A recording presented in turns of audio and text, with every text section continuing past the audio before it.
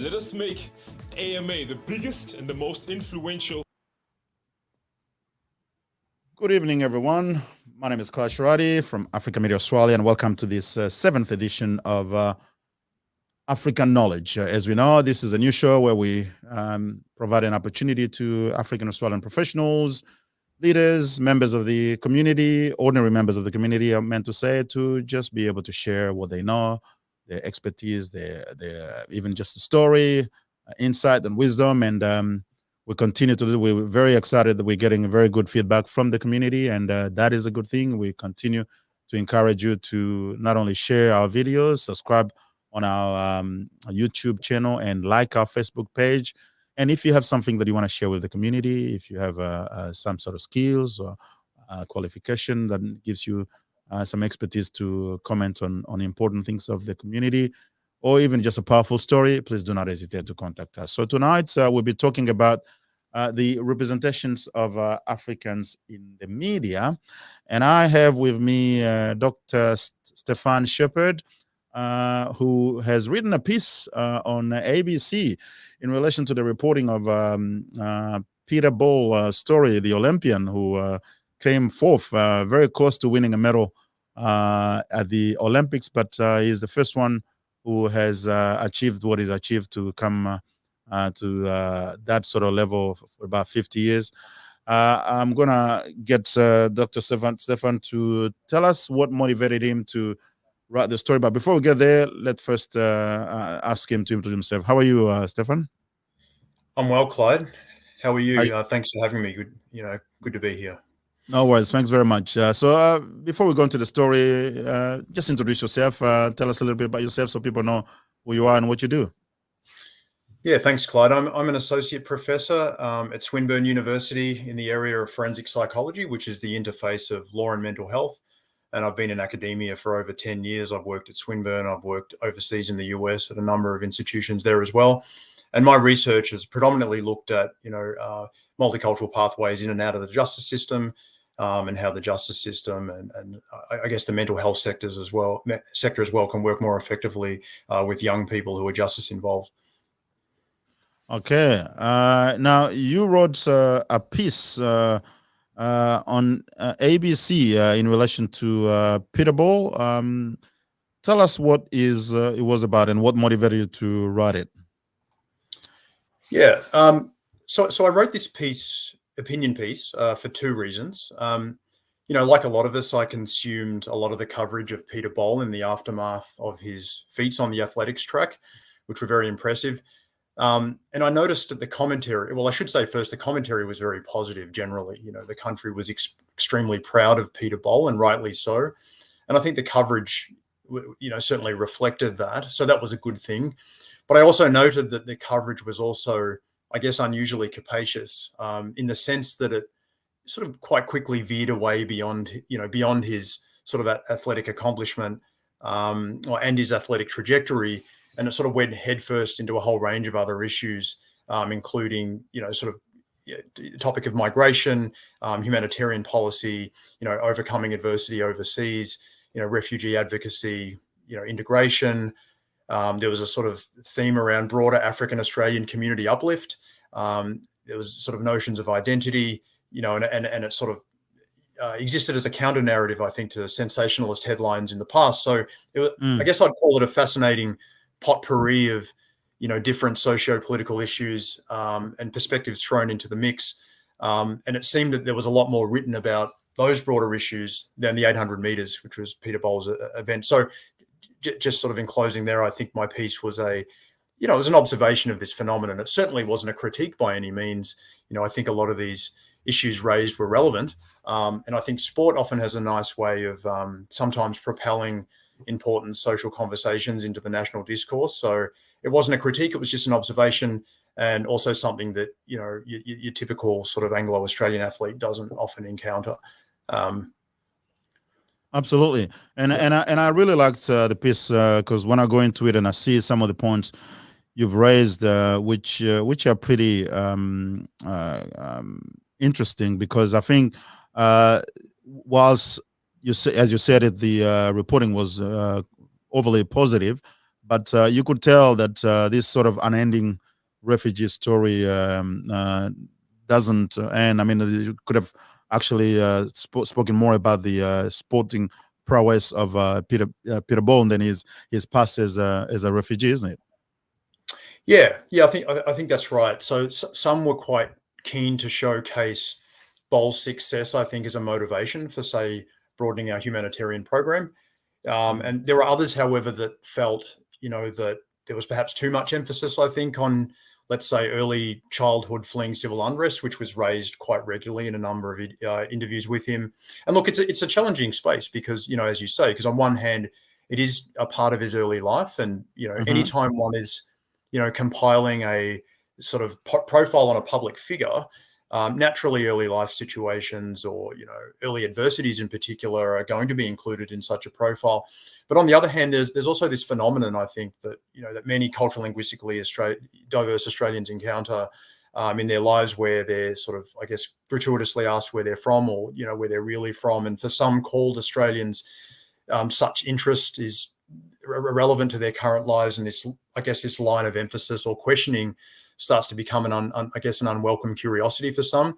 But I guess in Bol's case, the fixation on his earlier life in Africa, for some, they might view this as sort of tangential or less important relative to the rest of his life, which was spent in Australia, and his subsequent athletic achievements. But just in terms of the focus on his running, and this was, I guess, a second reason that prompted me to write about this was, I guess, Peter Bol's ostensible reaction to this type of far-reaching media interest. And I don't know Peter personally, but I follow him on social media. I've watched interviews with him going back some time.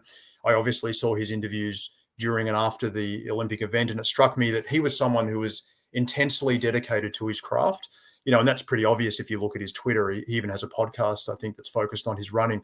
So he clearly lives and breathes athletics. It's not that he didn't welcome at all the sort of broader social analysis of, his accomplishments. It's just that he seemed quite focused on his running and being the best at that particular endeavor. And he also seemed like a very humble person and someone who was very proud to represent Australia.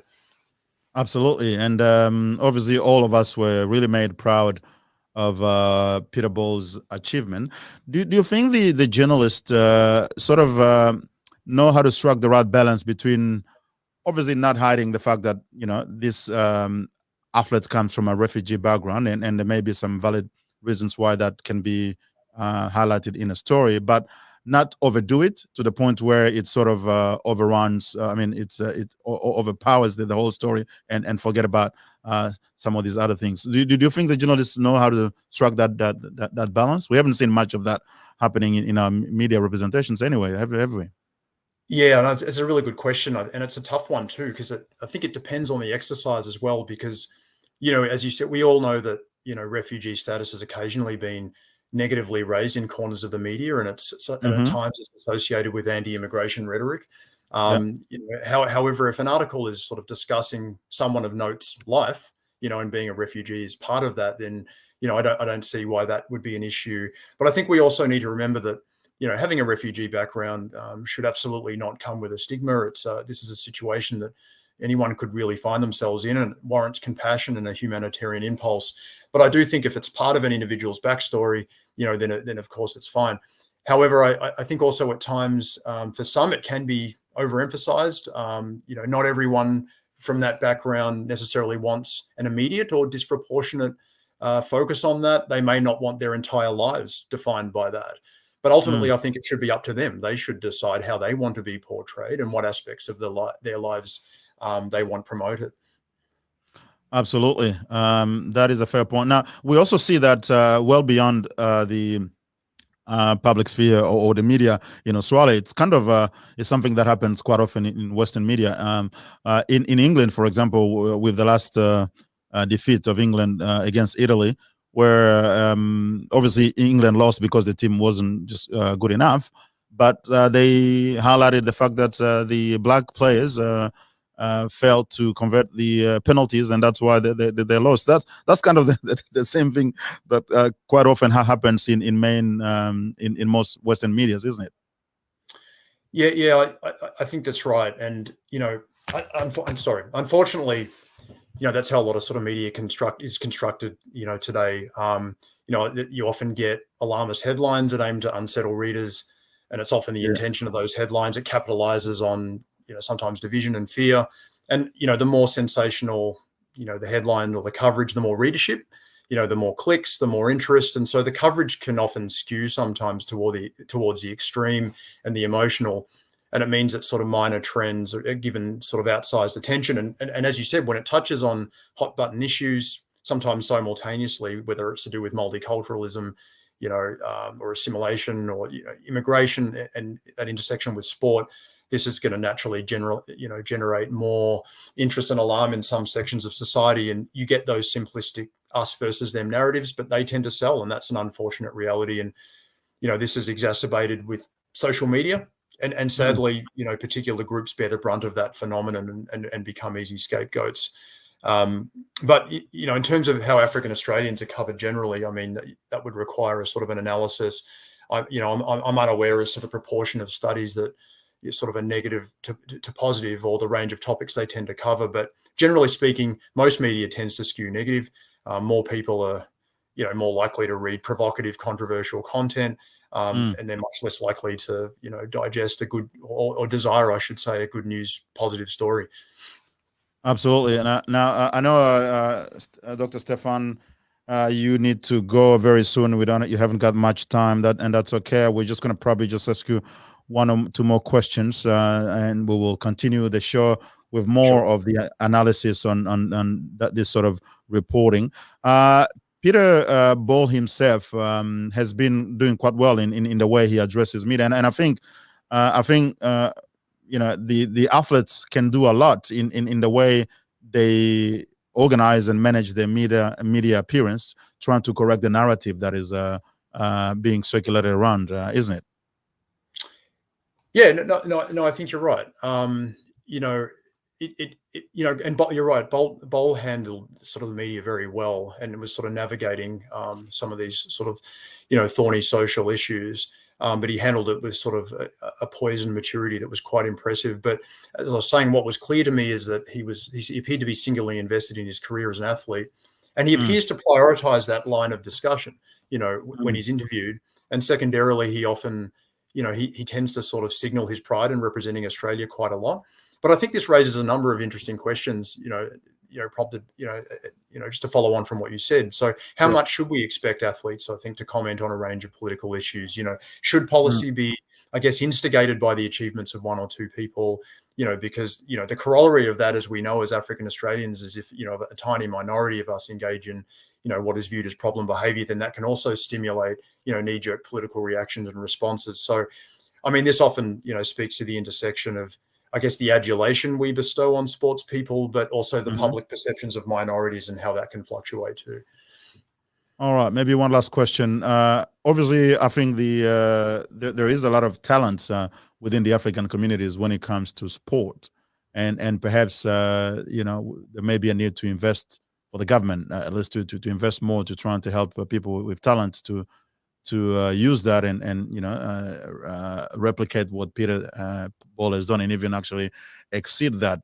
But at the same time, there's also the danger that that could be kind of viewed as a stereotype that people like Africans maybe just be good in sport and all that sort of. What sort of thought comes to you in relation to that sort of question of investing in sport and getting people to display their talent, but not just to corner them in some sort of sport achievement?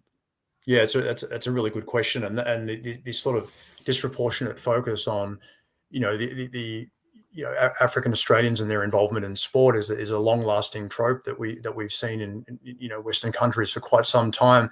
But I think it sort of overshadows the point that there are a lot of African Australians who are succeeding in other realms of life. We see plenty of African Australians. We see African Australians, thriving at university. We see them in a number of different sectors, from health, science, and in the legal sphere. So there's an impressive number of African Australians realizing their potential in many other sectors other than sport. But I guess it also speaks to Australia's fixation on sports people. But I agree with you that sport has always been, a useful, communal exercise for young people, because, especially for those who, let's say, are new to the community or are feeling socially ostracized or feeling socially rejected. It's a great way to be a part of one's local community, to engender some camaraderie and social support and a sense of belonging and meaning. And through that, I think it's a good pathway, not just for improving their sporting talent, but also improving their sort of general life and well-being. Okay. Looks like we Pursuing got other sort of pursuits and let's say educational opportunities and employment opportunities as well. So I think it's always been a good pathway for culturally linguistically diverse young people in Australia. Post and very last question. What sort of reaction did you get from the public, from your network in relation to the article? Oh, it's been overwhelmingly positive. So I haven't received any negative feedback. It's all been positive. I think most people agreed with the canvassing of the different sort of observations in the aftermath of Bol's athletic achievements. So by and large, it's been very positive. All right. We know that you've got to go, so we thank you very much for the time to Africa Media Australia tonight, and we hope to have more opportunity in the future to talk more about some of your publications and the work that you are doing in the community as well. Thanks again, Clyde. Appreciate it. Thank you very much. No worries.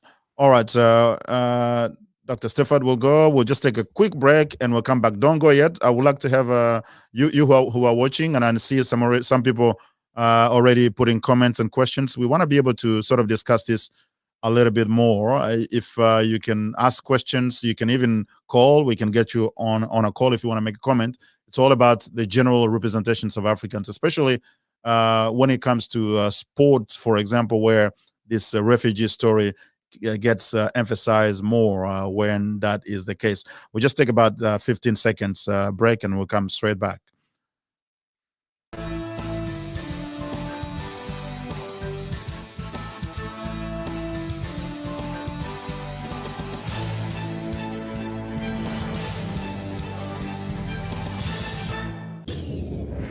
Let us make AMA the biggest and the most influential media platform for Africans and for friends of Africans.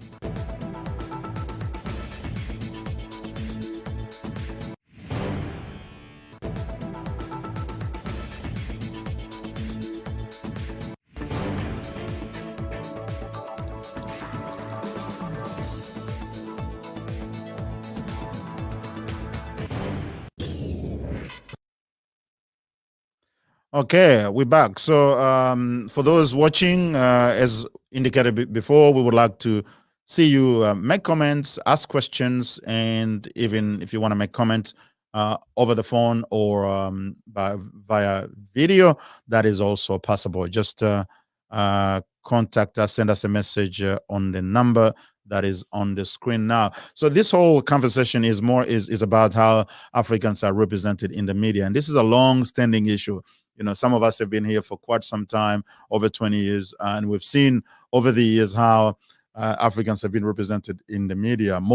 Most of it is when there's negative stories. Sometimes it is obviously a positive story. It's not always negative, but even where there's a positive story, you see the underlying narrative is that of saying, okay, this person, has come to Australia from whatever background it is. That refugee line gets emphasized a lot, as if the journalist is trying to say Australia has done quite well by bringing this man here, but it's not necessarily. And I know I don't want to put intentions into people's words sometimes, but it's like they're saying this is not really one of us, but he has succeeded, and this is a story because Australia has done X, Y, Z, and that brings quite a lot of issues sometimes. I'd like to know what you think about some of these issues. I will just take a comment from Keith, for example, who says, very true that the balance of black entertainer, sports person, and not the sport person or chair of a board. I have no problem with it, but people will always try to twist. And this is a good discussion. Yes, there's always that twisting that is happening, and that's what we're trying to actually be able to address here. And it is the responsibility for all of us Africans to be able to, I suppose, do something to address this. And what Dr. Stefan Shepard has done by writing that article is actually a good thing, because when you read that article, you see how he's highlighted the nuances between telling the positive story, which has been Peter's success in the Olympics has been positive, but making sure that you don't use that to run a line that necessarily, because Peter, for example, may not want his refugee story or his past story from before he comes to Australia to be sort of overrun. He wants to have the story of him preparing for the Olympics as any other Australian and doing well and achieving what he's achieved, instead of having that underlying refugee story in the background. And that is obviously something that is of a big issue.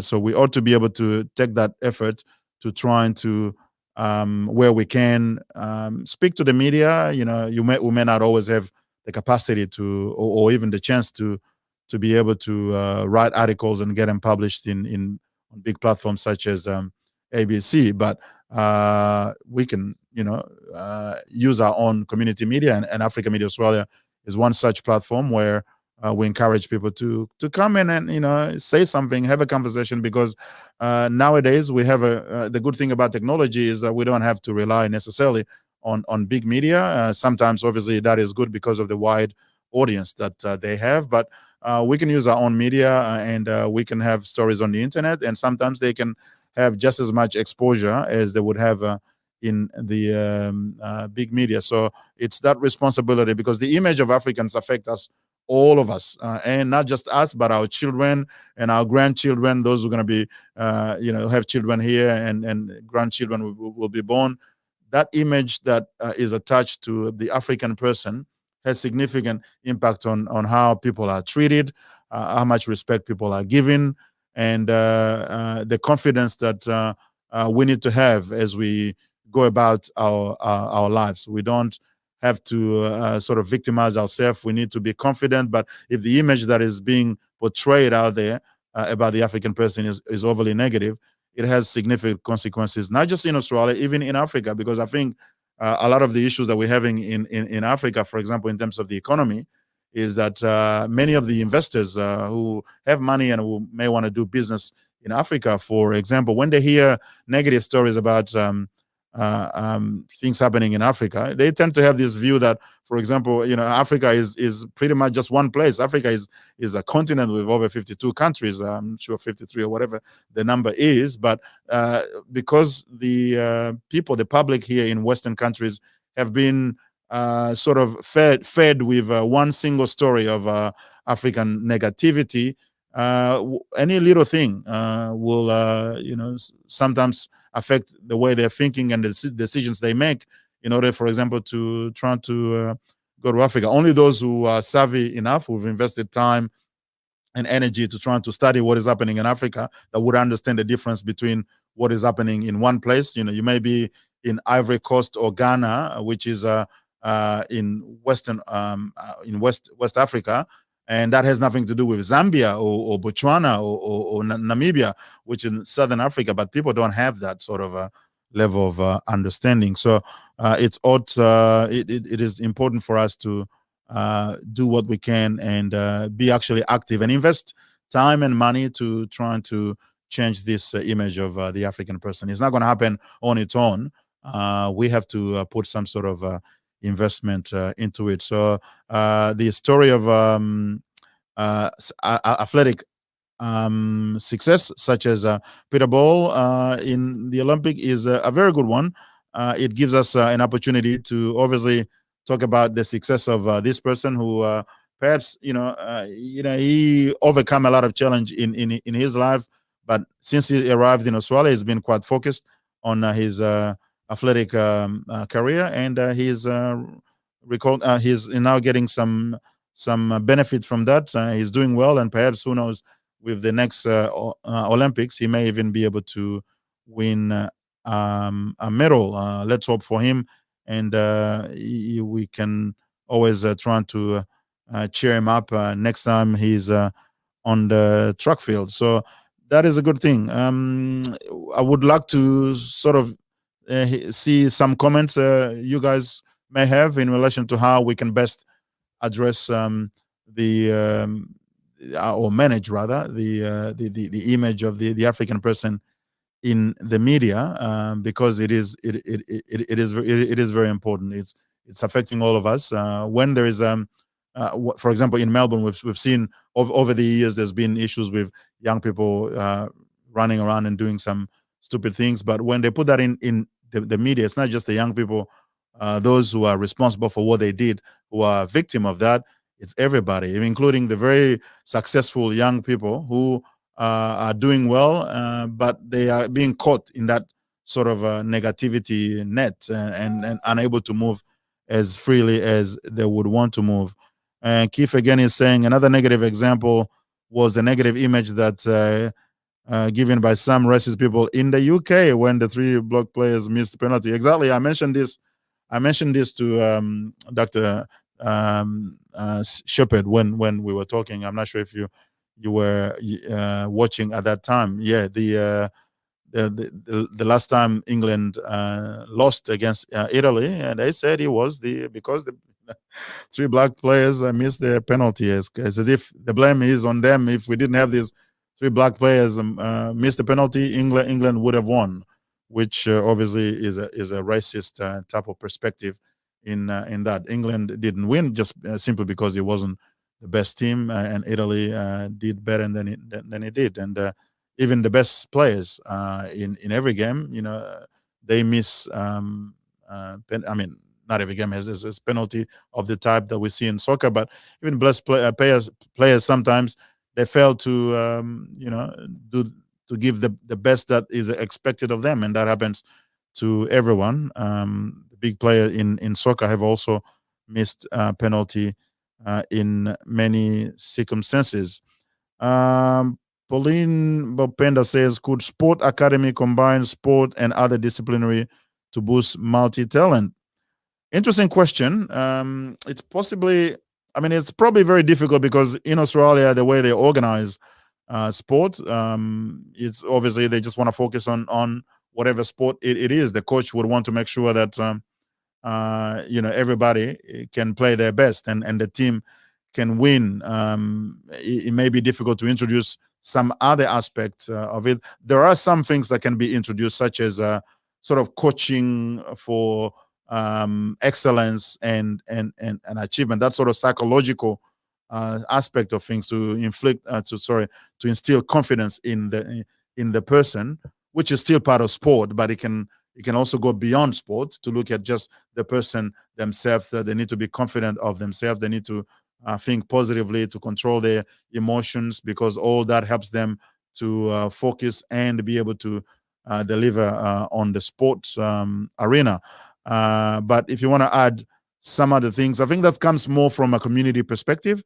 It is possible for us to receive funding or seek for our own funding to be able to use sport as a bite for more. So we start with young people, engage them in sport, they get excited, but then while you are doing sport with them, introduce some other aspect of coaching, life coaching that is needed, and that can help a lot of them to become better people, because some of them may have a lot of talent physically or sports-wise, but their thinking process is one that needs a lot of improvement. They may have issues of anger management. They may have issues of just life management as a whole. They don't know what they want, and they're all over the place.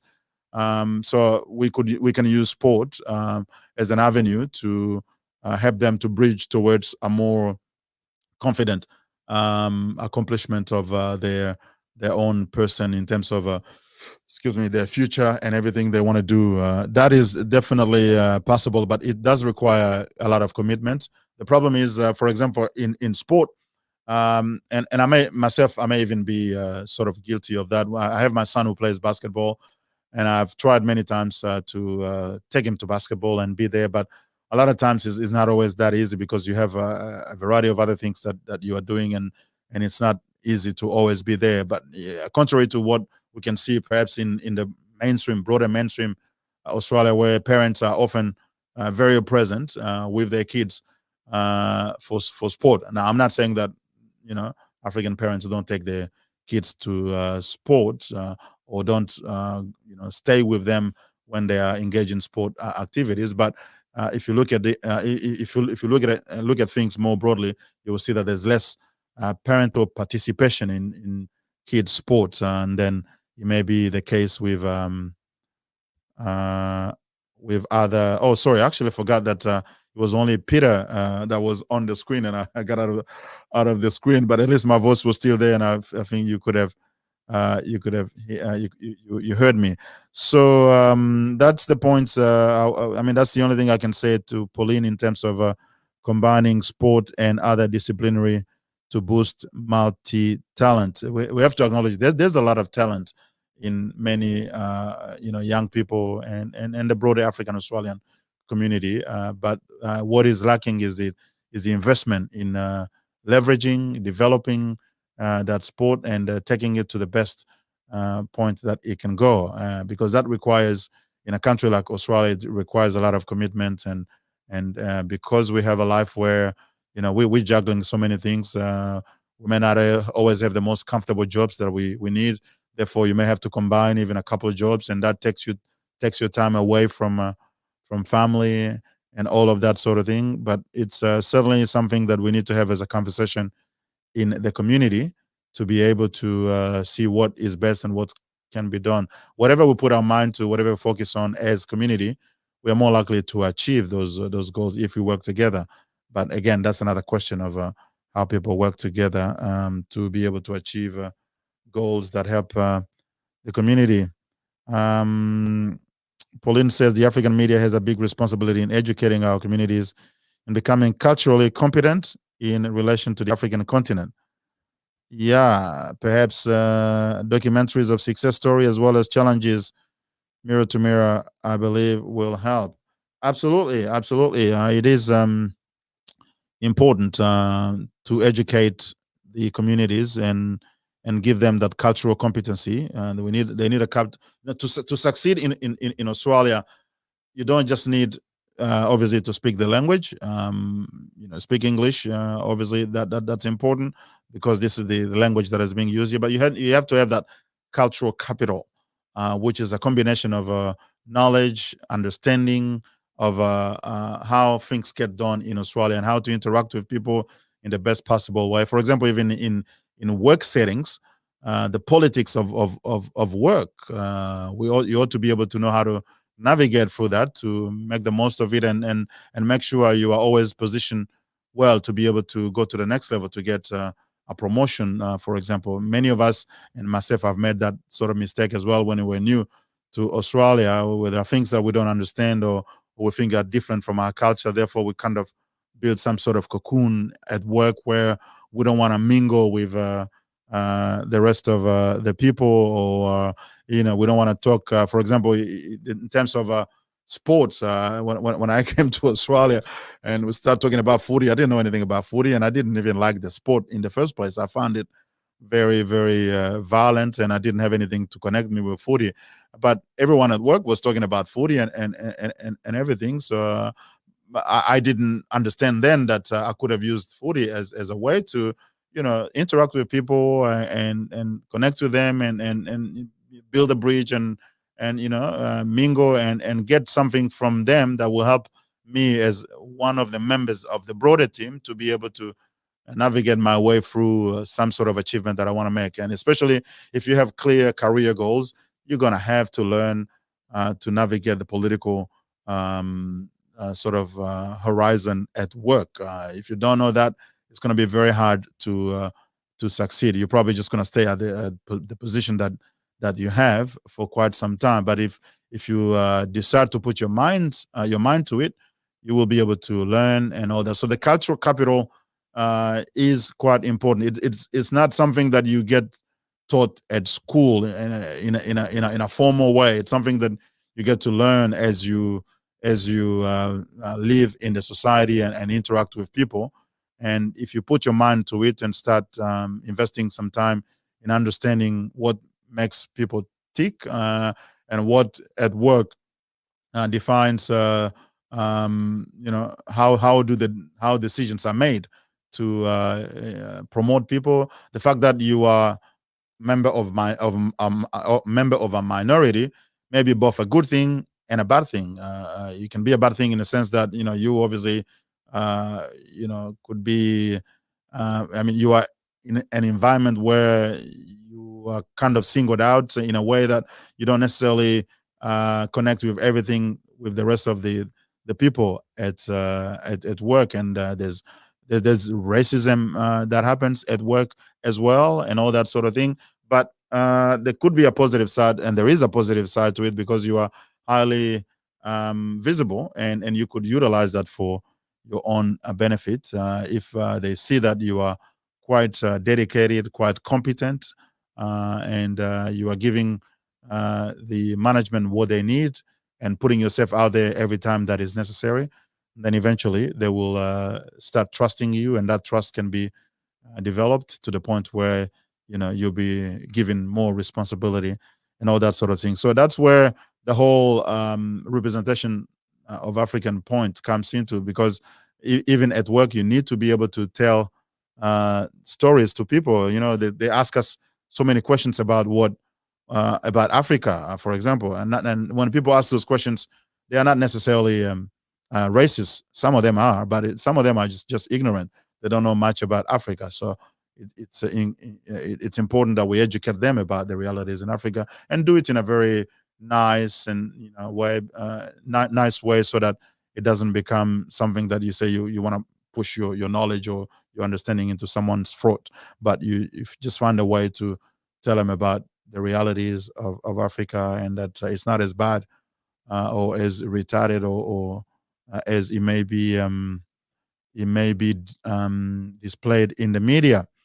Okay, one more comment from Abu Leila. It says, Clyde, I believe Facebook now is taking over TV, if I'm not mistaken, and it's becoming a powerful tool for us to use as Africans. It's important for us to share those positive things about our communities. I'll just put the comment on the screen so you can see it yourself as well. It's important for us to share those positive things about our communities, and platform like this reaches a lot of people, including Africa. Absolutely. That's what I was saying before. We ought to be able to use technology to our advantage. Facebook is obviously a very popular platform. We can use it just to share photos about ourselves and everything we've been doing, but you can use it for more than that, and be able to spread a message of confidence, of positivity, of unity, of a focus and commitment to progress and development, and the fact that we have a common struggle, which is that of lifting the image of the African person. And we ought to be able to succeed first in our own lives, and then help each other to succeed in many ways, and help each other to face the challenges that are being thrown at us as a minority. Because as a minority, it doesn't help us to not be united, not be strategic enough in pursuing the goals that benefit all of us. I know we have different objectives in our own lives. We have different visions. We have different things, even for the organizations that we set. We have different nationalities and languages and all that sort of thing. But at some point, we need to understand that the whole of the mainstream Australia treat us as one people, Africans. They often don't know the difference between South Sudanese and a Congolese, Ghanaian and Nigerian. They all just call us Africans. And when there's something negative about Africans, that obviously goes for all Africans, and that's not always the good thing. And the fact that there is mostly negative news in the media, so the negativity piles up.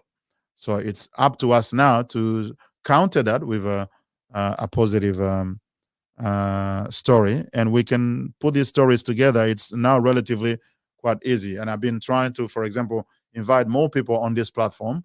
I called it African Knowledge for a purpose, because I know that there's a lot of people who have knowledge out there. We can empower our communities for knowledge, and it's not just information, because the media, as a media platform, people expect to get information about what is happening. But I want to go one step further, where it's not just about information; it's actually knowledge that empowers people to understand a variety of things that are relevant for their lives, and be able to incorporate that into their intellectual toolkit, so to speak, and be able to use that. So there are people who have tremendous amount of skills. I'm working on a project which will soon be launched, which is about the African Professionals Directory. So for the first time, we're putting together that directory of as many African professionals in Australia as possible, including businesses, because it's never been done before. And while working on this project, we've got already about 10,000 people in the database, and we keep getting more. We think there will probably be about 3 times that in terms of professionals, but we will gradually be getting there. But what I've realized is there's just so many people, so many Africans with so much talent, that we you wouldn't think. For example, in Melbourne, I knew personally only about I'd say about half a dozen lawyers. But through this project, we come to discover about 50 African Australian lawyers just in Melbourne, and I'm sure Sydney has about a similar number, if not more. But you don't get to see many of these people, because obviously there is not a platform where you can go and find out. If you are on LinkedIn, for example, you'll be connected to people who are in your network, but you don't necessarily know about all these others. So the benefit of a directory is to trying to get all as many, because it's not possible to get everybody on that platform. We may not be able to find everyone, because we rely on the internet to try to find them, and eventually we'll try to communicate with people and encourage them to send us details of people they know, African professionals. We're not going to publish any private details. All we do is put a photo of the person, their name, and their profession. Eventually, if we're able to connect with that person, we ask them if they want some of their details to be published, because we always have to take care of the privacy thing. Some people won't have any problem giving their email for contact. But the benefit of that sort of platform, the directory, is not just knowing that there are so many of us who are so successful in different areas, but then we may have different needs, and we have people who look like us, who think like us, who have the same background, who we can actually contact, and who may help us in one way or another, even for business, for example. That is a very important topic for me, because I think we do too much of our own cultural thing. There's culture things almost everywhere, but we do very little in terms of empowering ourselves economically speaking. So we ought to be able to start that journey of economic empowerment, where we develop businesses, we build businesses, and work together to even do more, and have that economic power. You have the Indians, you have the Asians, you have the Middle Easterners, the Jewish. They're all very strong in the economics sort of aspect of things. They are building businesses, and as Africans, we ought to be able to do that. I'm not saying we're not doing it. There is actually burgeoning, business community. It's growing, but it's still very, very low. We ought to be able to do more in terms of business, compared to even Indians, for example, who are one of the latest communities to come to Australia. They are much more advanced in their business endeavors than we are. So we have to give ourselves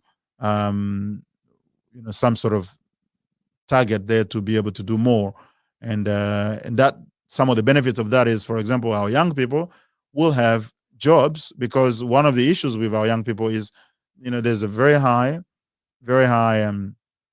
youth unemployment rate, and some of our kids are not able to get jobs because, well, we don't give them jobs. So many of the jobs for young people, obviously there are these fast food sort of type of jobs or retail, but in many communities, young people start their professional journey through small businesses run by either an uncle or an auntie or someone they know, and that has to be also the case for us. We need to start focusing on building wealth as much as we focus on, our own cultural celebrations and cultural identity type of activities. So we will let you know when we're ready to launch. It's almost there. We actually started planning for the launch of the African Professionals Directory, but because of COVID and who knows what's going to happen, we're still in confinement, both in Melbourne and in Sydney, and perhaps even some other places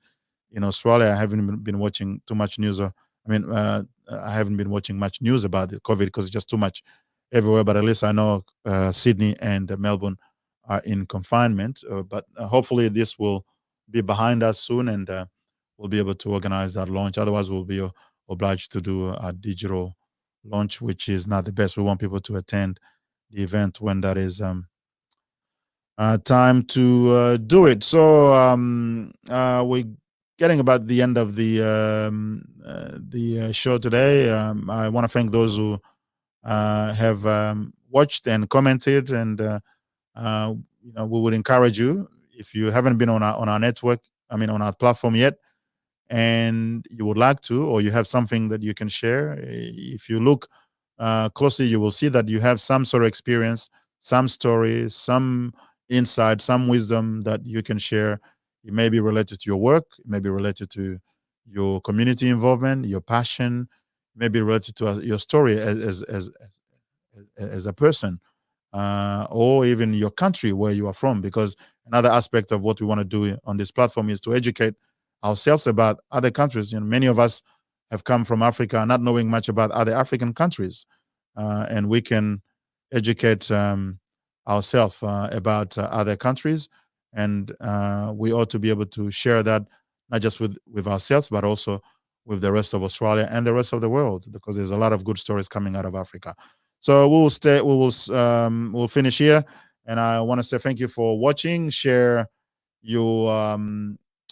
this video through your network, like our Facebook page, and subscribe to our YouTube channel, and contact us through the number that is on the screen if you want to be able to participate in this show sometime soon. All right. Thank you very much, and have a good night here for those who are in Australia. Thank you.